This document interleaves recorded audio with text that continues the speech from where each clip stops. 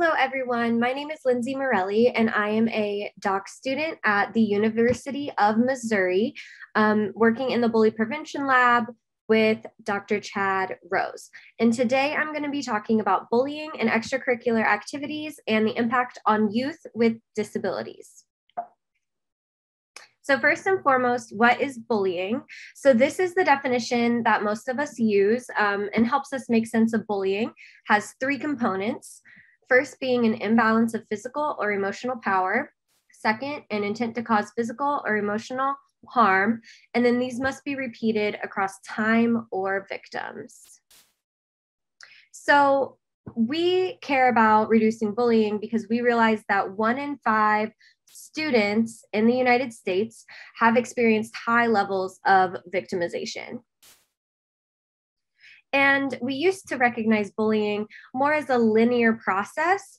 Really, our traditional thinking was that there's a peer bully and a peer victim, and the bully would aggress towards the victim and they would stay within those roles.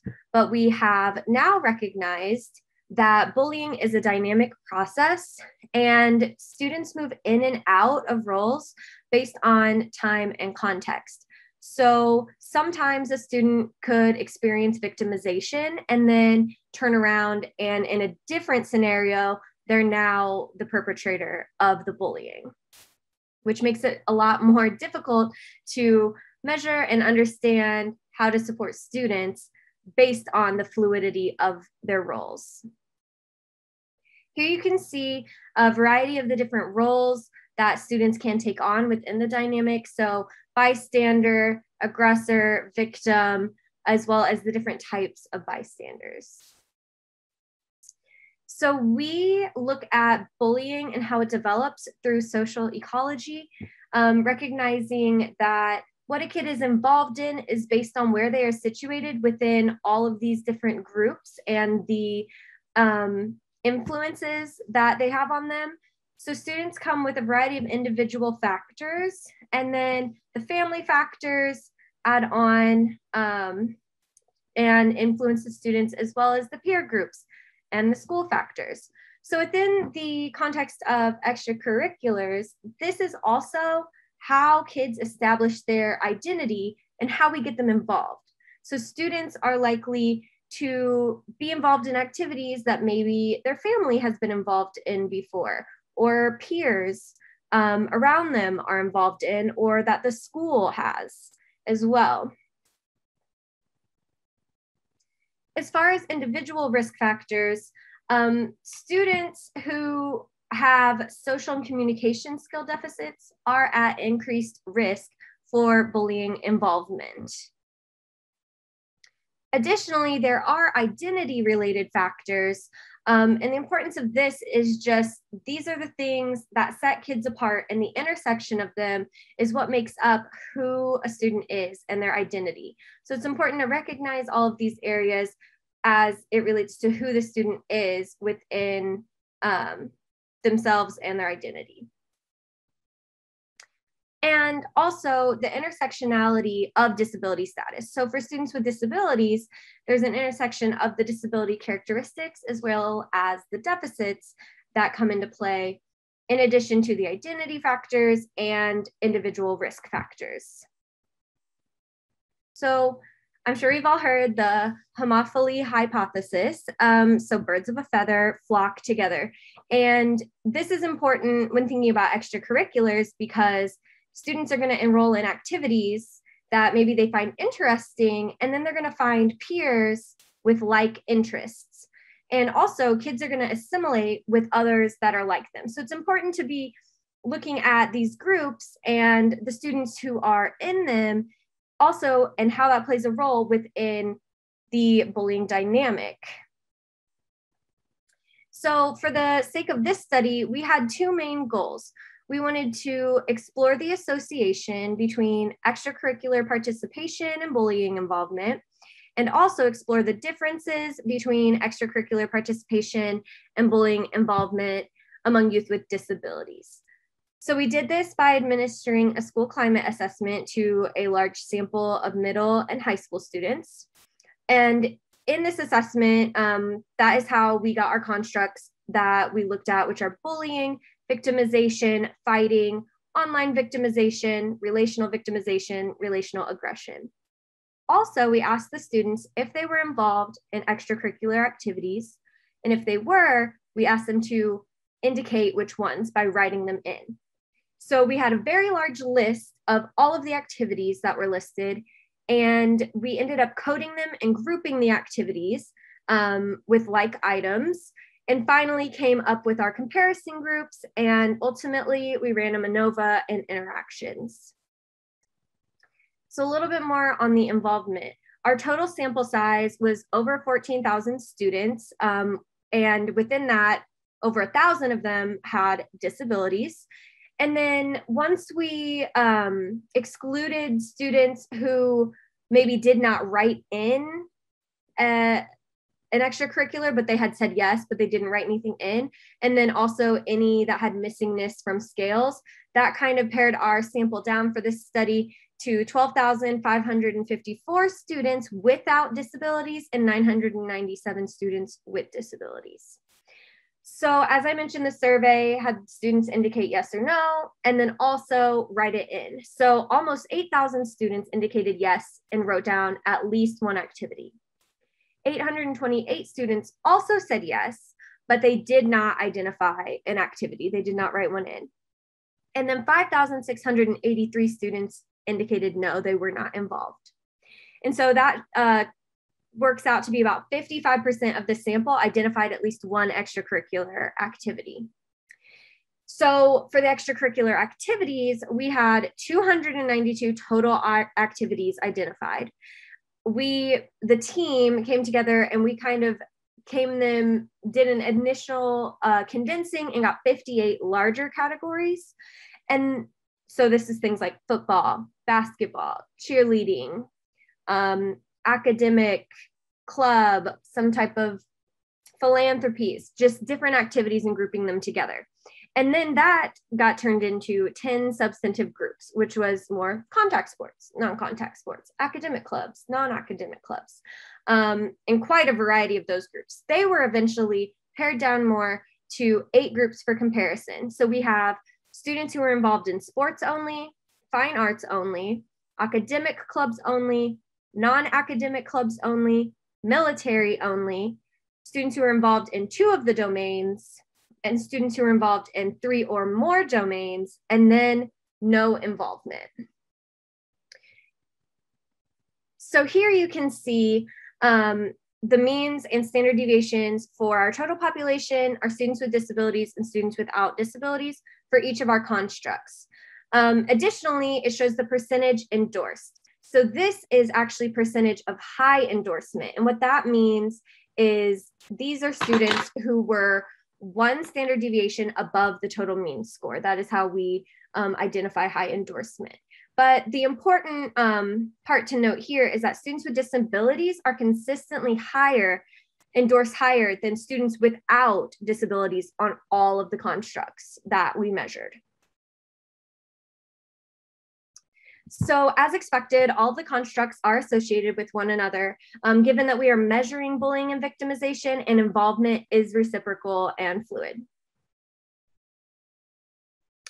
So our initial step was to run multivariate statistics. And as you can see here, they are significant, which suggests that somewhere in the model, we have a significant difference across all of our domains, including involvement in extracurriculars, disability status, and also the interactions between involvement and disability status somewhere within our measured constructs. So the second step was to look at univariate statistics. So you can see for involvement, there was a significant difference in all of this constructs, which should suggest that we explore differences through post hoc analyses. For disability, 4 of the 6 constructs were significant, which suggests that we move on to examine mean score differences to determine which group, students with or without disabilities, report higher levels of each of the individual constructs. And then significant interactions across all of the victimization constructs are seen here, which suggests that we probe and graph each of these to determine where the significant differences lie. So two key post-hoc analysis revealed that students in sports only engage in significantly higher levels of bullying when compared to all of these other groups. So fine arts, non-academic clubs, military, 2 domains, 3+ domains, and not involved. Additionally, students who are not involved in extracurriculars engage in significantly higher levels of bullying when compared to students in fine arts.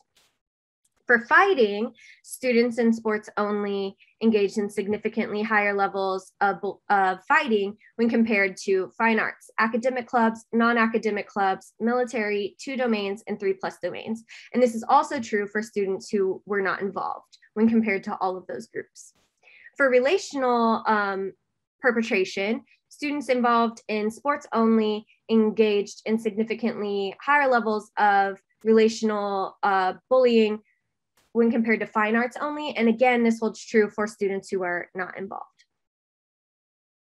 When looking at the victimization constructs, students who were in fine arts only experienced significantly higher levels of victimization than students who were in sports only or who were not involved. And this also holds true for students who are in 2 domains.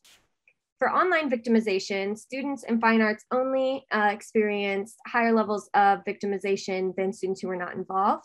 And relational victimization, those in fine arts only experienced higher levels of relational victimization than students who were in sports only.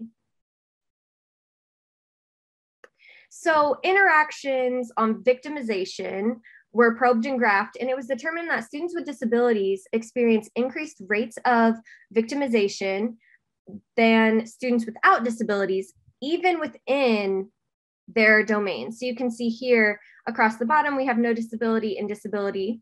Students who have a disability are experiencing higher rates of victimization overall, but also within their given extracurricular grouping and domain. This also holds true for online victimization. For military only and involved in 3 or more domains, it did not follow that trend, but is likely due to small sample size with those 2 groupings. And then additionally, this held true for relational aggression victimization. So these students are experiencing increased rates of relational aggression victimization when compared to students without disabilities, even within their extracurricular groupings. So our next steps and future directions with this research is to explore the differences in contact and non-contact sports, as well as the differences among specific subgroups of youth with disabilities, explore psychosocial correlates related to bullying involvement and extracurricular participation, and then ultimately evaluate a specific physical fitness program designed to reduce bullying involvement among middle school youth. Thank you so much for listening.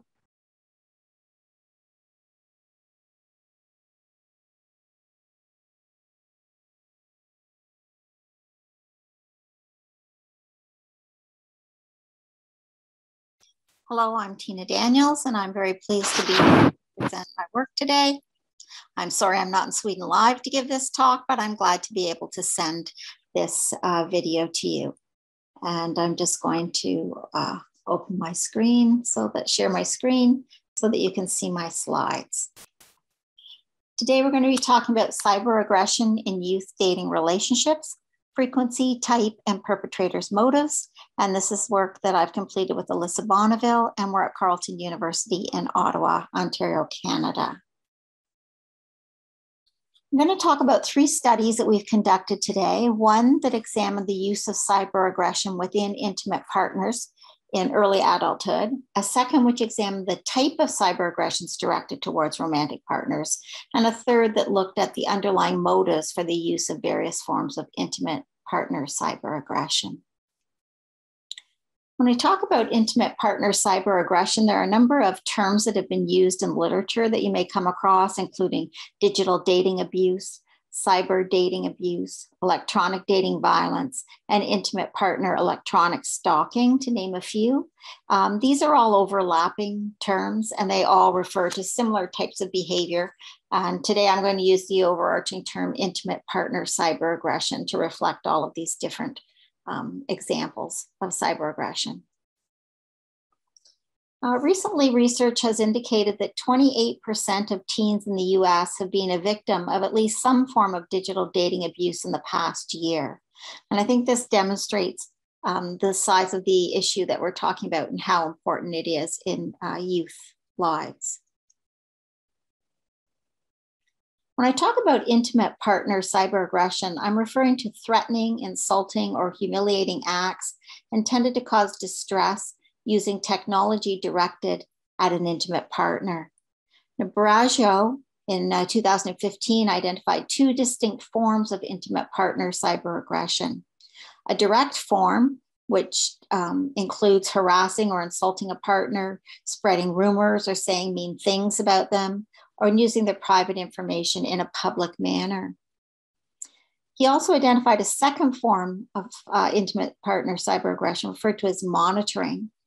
And this might not seem like cyber aggression to you, or it might not seem as serious as direct cyber aggression. But if I describe it as excessive monitoring with the intent to control, and it describes things such as surveillance of a partner's online activities, invading a partner's privacy in covert ways, excessively sending emails or text messages, scrutinizing GPS check-ins to monitor a partner's whereabouts, or checking a partner's social networking sites to monitor their activities, or even using spyware to monitor a partner's computer or cell phone, then I think that you can see the severity of the kinds of behaviors we're talking about, and maybe the relationship or the similarity to what we might refer to as stalking behavior in face-to-face situations. In the first study I want to talk about, we looked at the development of interpersonal cyber aggression questionnaire. And we started with 585 participants, about 3/4 of whom were female, which represents the distribution in the population of first and second year university students that the sample is drawn from. And we asked these students to complete some demographics and to complete a revised cyber dating abuse questionnaire. So we started with the original Barajo cyber dating abuse questionnaire, the original 20 items, which included cyber dating aggression, threats, identity theft, control, and humiliation. And then we added 3 additional items to more extensively assess excessive cyber monitoring with the intent to control, and an additional 3 items that ask specifically about social aggressive type behaviors occurring between romantic partners in relation to cyber aggression. We replicated the 2-factor structure that Barajo had identified with the original measure. One factor labeled direct cyber aggression, which consisted of 15 items, which included things like spreads rumors, gossips, and/or jokes through social media with the intent of ridiculing the partner, or made threats through social media to physically harm their partner. The second factor, excessive monitoring with the intent to control, was comprised of 11 items and included things like attempted to use social media to control where their partner was and with whom, or excessively called their partner to attempt to control where they were and with whom. Here we have the measures of central tendency for this sample on cyber aggression, and you can see that the means are quite low, in around the 1.3 to 1.5 range, which reflects a level of cyber aggression somewhere between never and once or twice a year. So you can see it's quite a low frequency event, not reported by a lot of people, but it is a highly salient event when it does occur. And I also want to draw your attention to the fact that although the means are low, some people are using higher ratings in the range of 4.6, which is indicating some amount of time between 3 to 10 times in the last year and 10 to 20 times. Here we have the percentage of the sample that reported having perpetrated at least one act of intimate partner cyber aggression in the last year. 77% 58.4% of the sample, with 65.6% of that sample indicating that they engaged in an active monitoring cyber-aggression, while 61.5% indicated that they had engaged in an active direct cyber-aggression. In the second study, we were interested in identifying motivations for intimate partner cyber-aggression, and we wanted to conduct interviews with perpetrators who exhibited high level or who reported high levels of cyber-aggression directed towards their romantic partner. We started off by screening 730 participants, all of whom had been in a romantic relationship in the last year.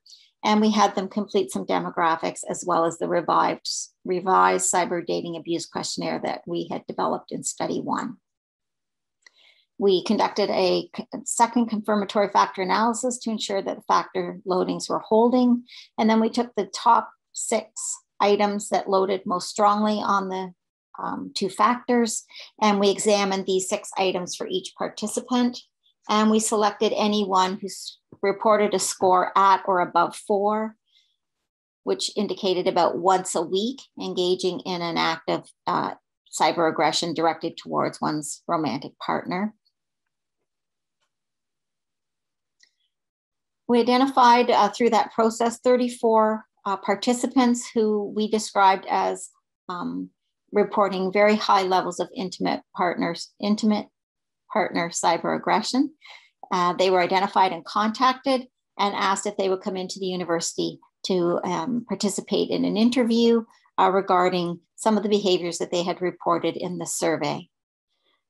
In that group, there were more women, and there were more individuals who indicated high levels of control and monitoring who agreed to participate. We used a criteria of theoretical sufficiency in determining how many interviews to collect. And after about the 6th interview, common themes started to be emerging. And by subject 14, the themes were well developed and no new themes were emerging. We used Braun and Clark's 6 phases of thematic analysis to identify those common themes. Of those 34 individuals, or of the 14 individuals who were interviewed, 12 were female and 2 were male. 4 were high on both direct and monitoring intimate partner cyber aggression, while 2 were high only on direct cyber aggression and 8 were high on monitoring. So you can see that the sample is not very representative of the larger population, but it does reflect those individuals who were willing to participate in interviews and to talk about their use of intimate partner cyber aggression.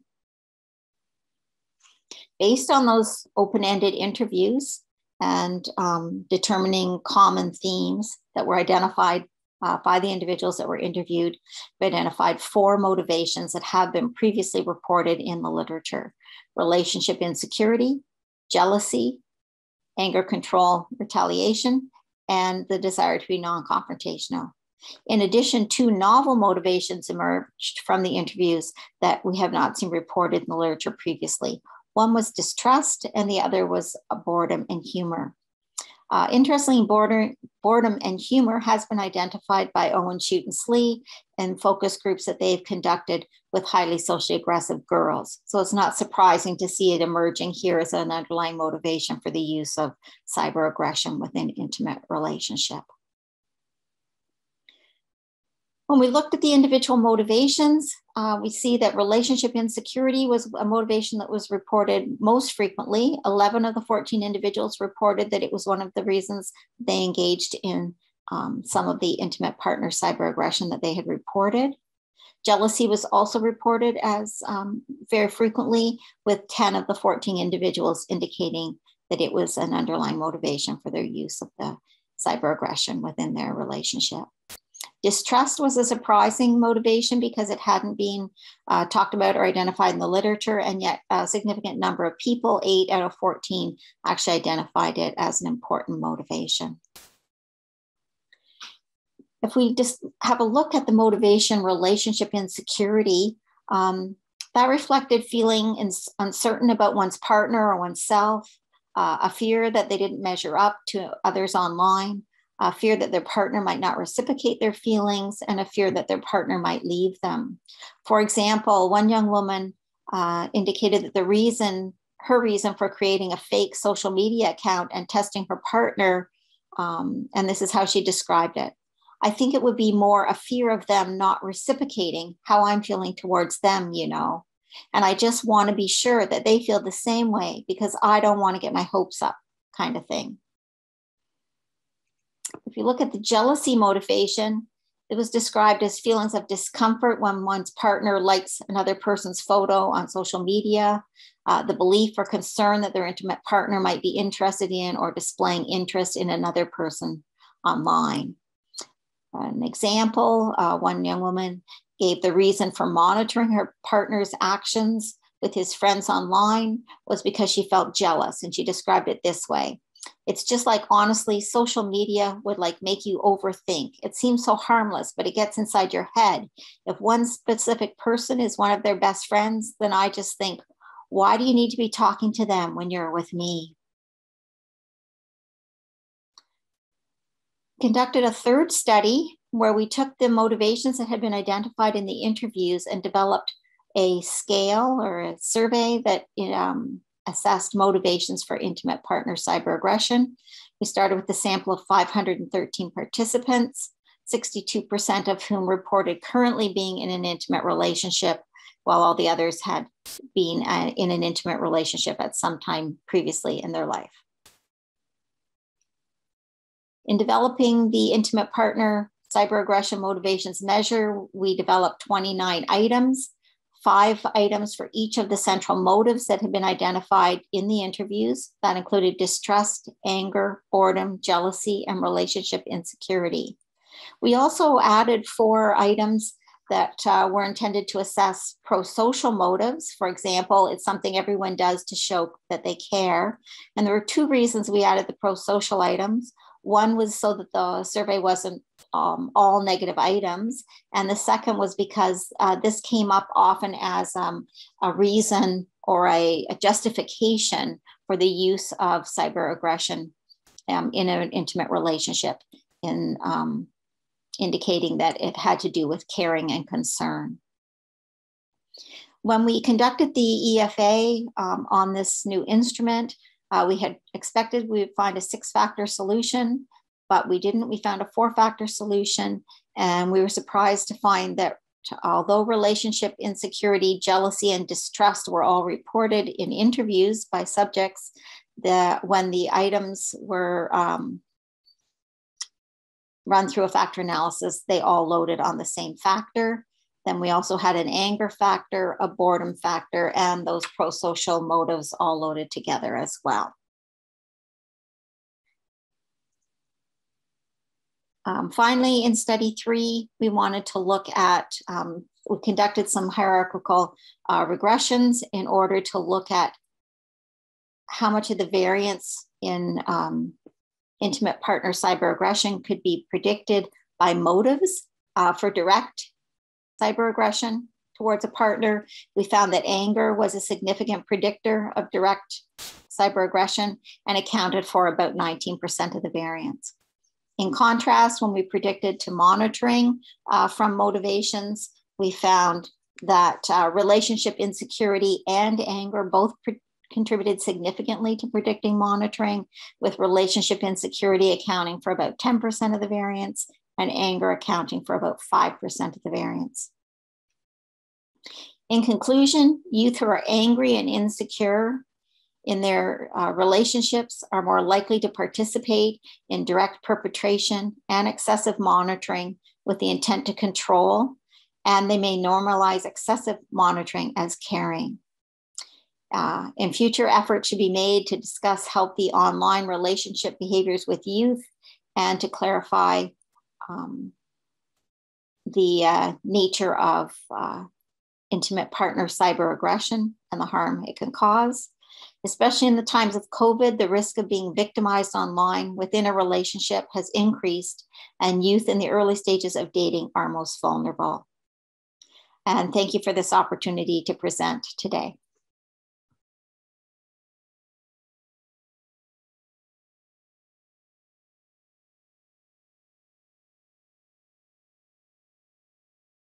Hi, everyone. My name is Josephine Sinclair. I'm the head of sports club development at the Swedish Floorball Federation, and this is a presentation of something we call Friendly Floorball.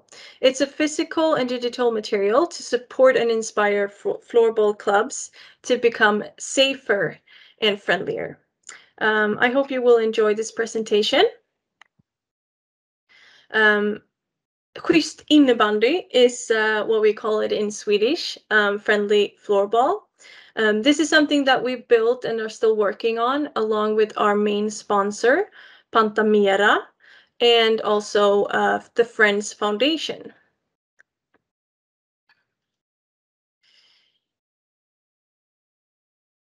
Yes, so the Swedish floorball wants to be more than a sport. It's a slogan that we use in all our work, for example, with development and recruiting new sponsors and so on. Being more than a sport to us means that we want to contribute to society, not just by providing physical activity. We want to do a bit more than that. We want to focus on athlete development as well as people development. We want to help developing and creating good citizens that feel safe and that can take responsibility. And we want to work with equality, gender equality, for example, and equality amongst the citizens that we have in Sweden. In the beginning, this was an initiative from our main partner, Pantamera. They wanted to be a part of the whole sport, not just the elite elements of the sports or the big competitions and events. They wanted to help us out developing sports for younger people, for kids, and just becoming a better sport in general. And also they want to work with our values and help us out with strengthening our values. We have some challenges in our sport that we can see in other sports as well. One of them is that we do have a great focus on competitions, performance, and winning. We can also see that we have some disrespectful language and behavior, especially during competitions. And it can be difficult for some people within our sport to separate kids sports from elite sport. It can be that like a coach can coach kids as if they were elite players, or parents can support kids as if they really are going to be elite players later on, or they really want them to become elite players. Yeah, and stuff like that. That can be kind of bad for the motivation for the kids that are in our sport. Yes, moving on. Okay, so friendly floorball is a material that is divided into 3 chapters. So this is the physical material that I'm going to show you. It's all in Swedish, but I have tried to translate it as good as I can. And the 3 chapters are the friendly team, friendly game, and friendly role model. So we talk about different elements or have like a specific focus in each chapter, but there's also a lot of overlapping because some of these things aren't very well connected.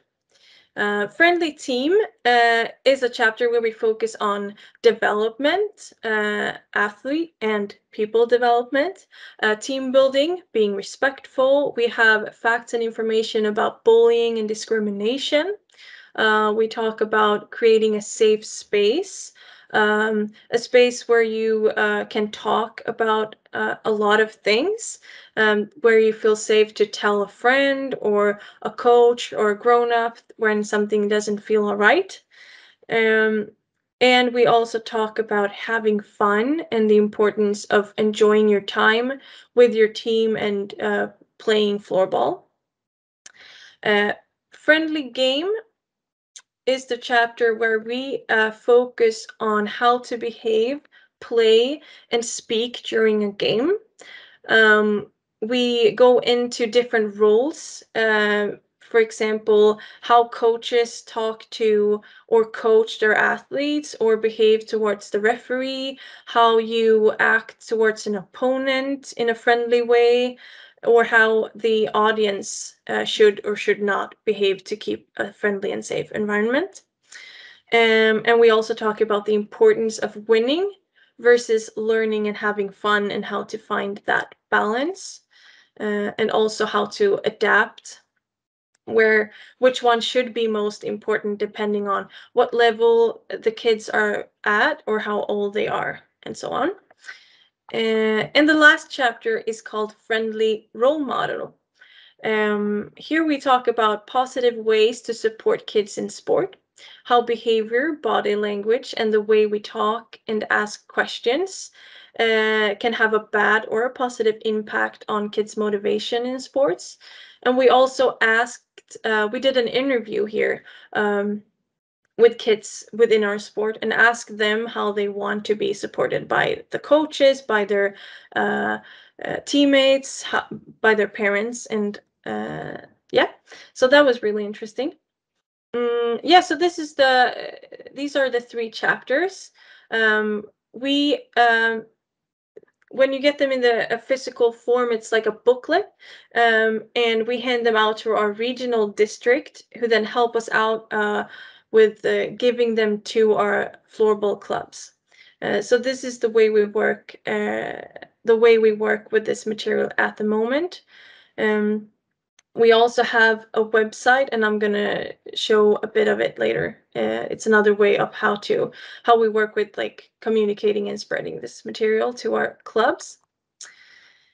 I was a bit quick there. So each chapter contains research-based information, and also some data collected from surveys, and yeah, that's really important to us in everything that we do, even in our not even obviously in our coaching educations and other material and concepts. We always make sure they are based on relevant and accurate research. That's really important for the Swedish Floorball Federation.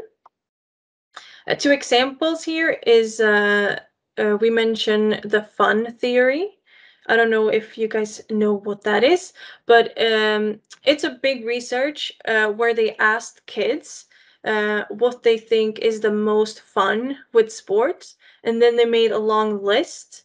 So from that list, we can see what kids think is the most fun and less important, and from that we can like see what we can focus on to make our sports as fun as possible for the kids.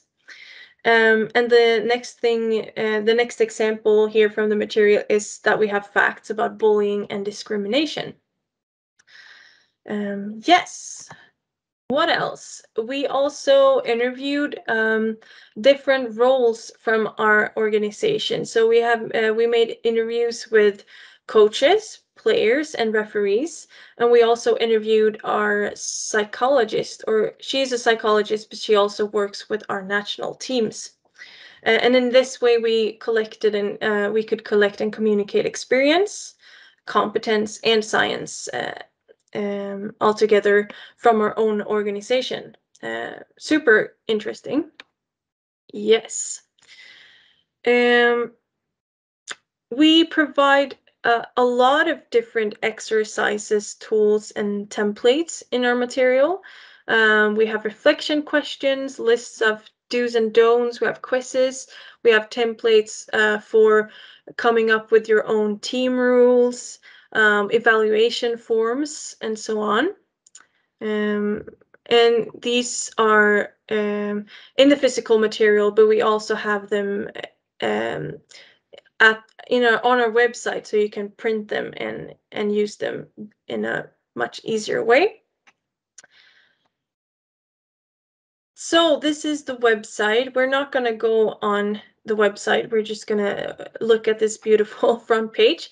We have the 3 chapters right here. The content is basically the same. It's just that we present it differently. So in the physical material, we have a little bit more reading, like text, obviously. And online, we have the interviews as filmed interviews instead of written interviews. That's an example. And we have more of the printable templates and different tools and exercises here as well. Yeah, that's the material that we have so far.